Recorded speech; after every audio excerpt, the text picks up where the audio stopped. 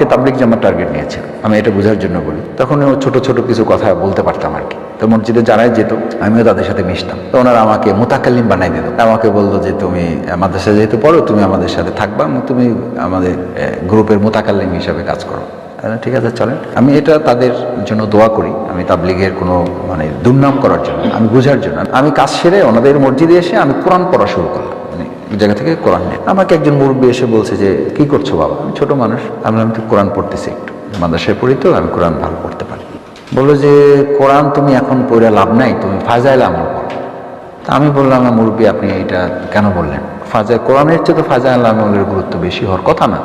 বলছেন আমাদের নিয়ম হইলো এখানে তোমাকে ফাজাইলটা আমল বেশি করে পড়তে হবে, এখানেই সব কথা বলা আছে। এবং সব কথা ফাজাইল আমলে বলা আছে, কোরআনে বলা নাই, এমন কি জিনিস আপনাদের এখানে বলা আছে?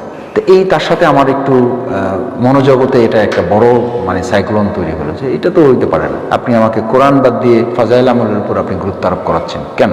হইতে পারে তার অ্যাটেনশনটা কোরআন ওরা আছে, কিন্তু সে বুঝার ক্ষেত্রে হয়তো গ্যাপ করেছে, অথবা আমাকে বুঝাতে সে হয়তো সক্ষম হয় নাই। তখন থেকে আমি সিদ্ধান্ত নিলাম যে না, যে দল কোরআনকে বাদ দিয়ে তাদের নিজস্ব একটা পুস্তকের প্রতি অ্যাটেনশন তৈরি করে, এটা আসলে যথাযথ হওয়ার কথা না। ওখান থেকে আমি ব্যাক করলাম। এরপরে এসে আবার নিজ দায়িত্বে বা শিবির ধরলাম যে আসলে আমার তার উপায় নেই, আমাকে ভালো থাকতে হবে, বাঁচতে হবে, আমাকে শিবির করতে হবে।